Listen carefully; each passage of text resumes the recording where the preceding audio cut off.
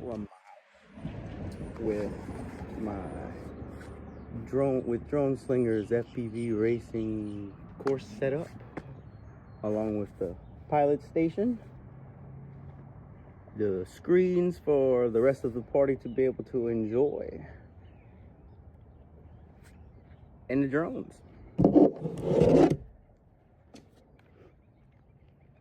So let's fly around before it gets too dark.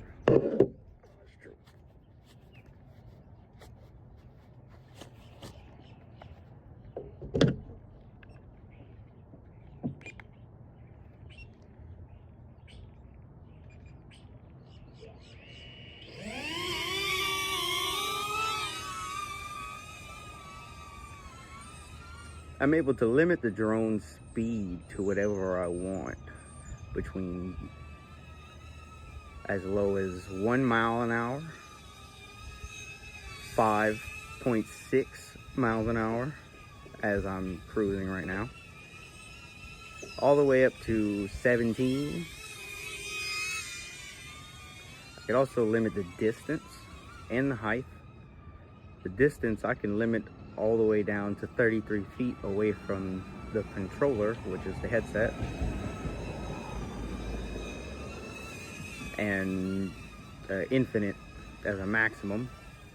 And the height I can limit down to 66 feet, which might seem like it's sort of high, but to give you a reference of how high that would be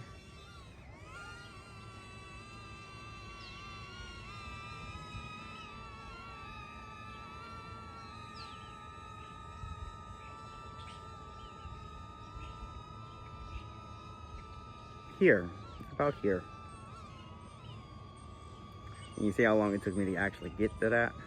And I actually have this thing set to be a little bit faster on vertical speed for myself.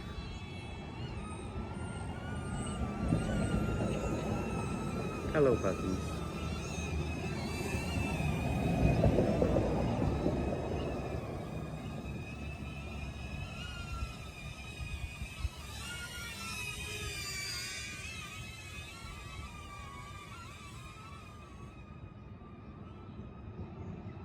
There's also two different views that I could have, though this is my favorite view and this is the one that's going to be set as default.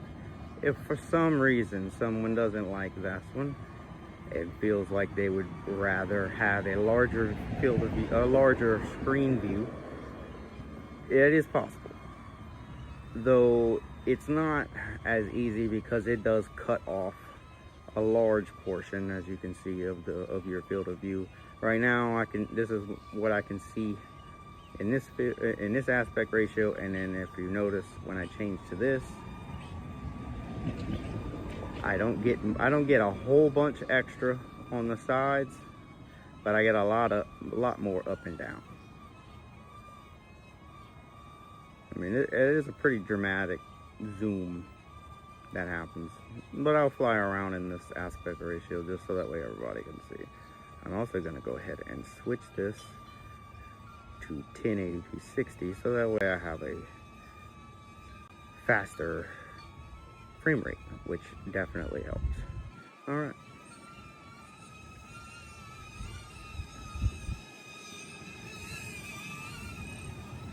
Now in this aspect ratio, the one good thing that it does do is it kind of like corrects that shakiness that happens, especially during wind conditions.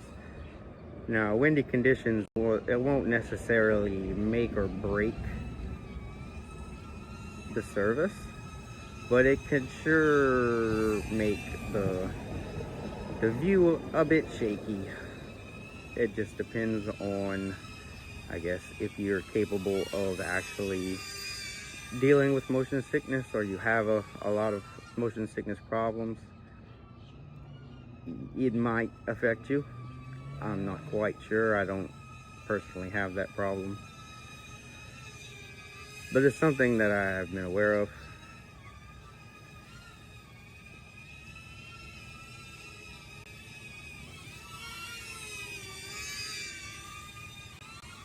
Now that I've been flying around in this view for a minute, let's switch back.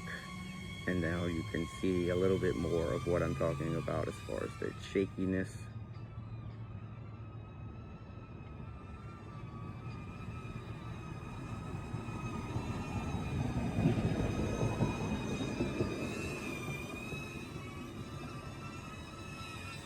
This is a very capable drone. Don't think that it's not. You can do a lot of stuff with this little drone. And that's why they have limitations on it. So that way we can keep everything nice, organized, safe, and inside of the bounds of the property.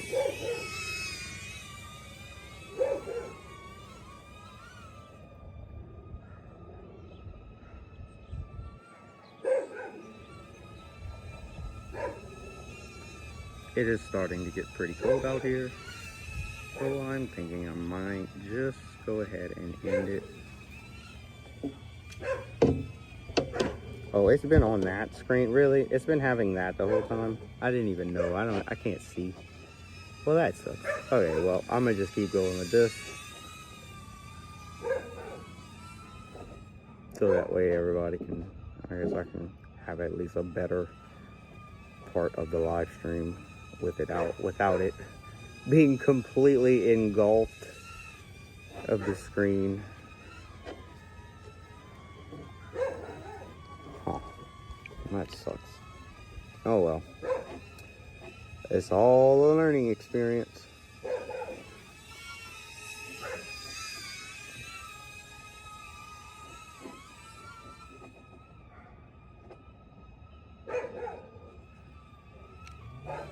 Now you see, I can't, let's see, did I have it? Yes, I got it a little bit faster on sport mode. So you can see what it looks like going kind of faster. Oh Lord.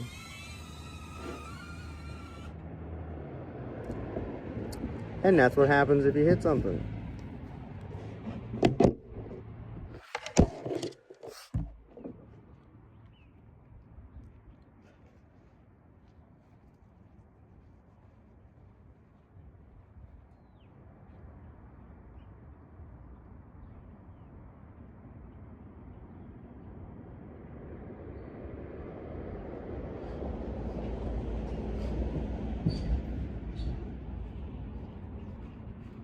I'm gonna go ahead and fly around a little bit more.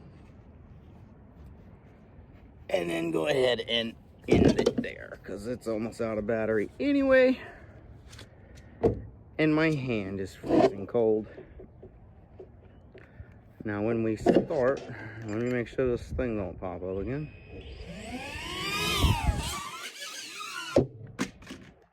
That was my fault.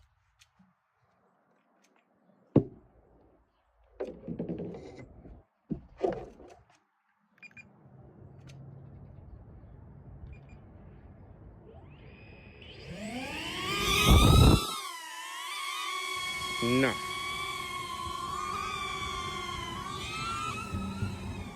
I'm gonna go ahead and put it in another aspect ratio since it was covered the last time I did that.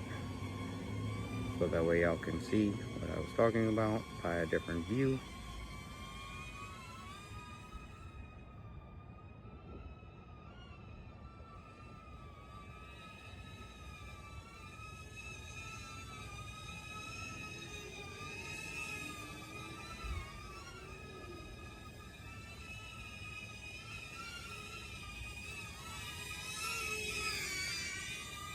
And if you're wondering, yes, you can just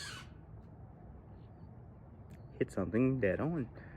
You don't have to worry about the drone getting messed up, especially not at the limited speeds that I have them set at.